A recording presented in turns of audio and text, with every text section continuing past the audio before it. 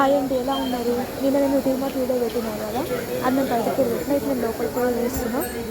DMart open అయింది కదా అండి, గ్రాసరీస్ కొందామని నేను మా బాబాయ్కి నచ్చిన చూపిస్తున్నా.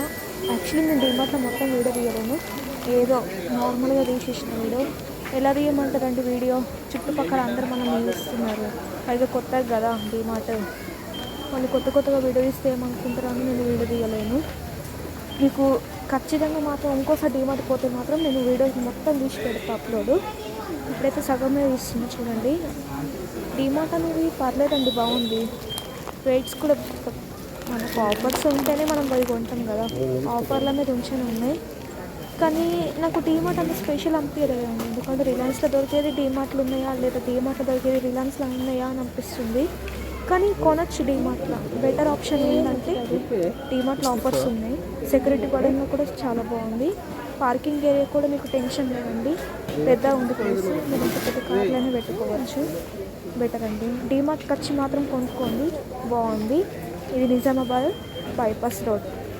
మీకు ఆల్రెడీ నేను ఫస్ట్ వీడియోలో లొకేషన్ పెట్టినా, ఇది సెకండ్ వీడియో. చూడని వాళ్ళకి చెప్తున్నాను నేను, చూడండి.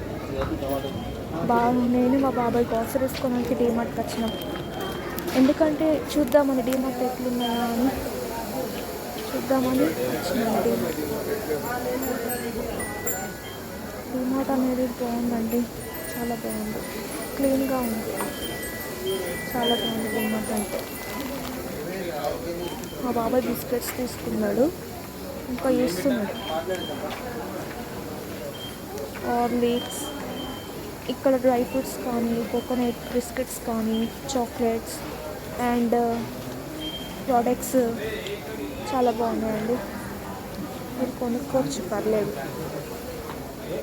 డీమార్ట్ అనేది నిజామాబాద్లో ఫస్ట్ టైం అయిందండి, చాలా బాగుంది డీమార్ట్.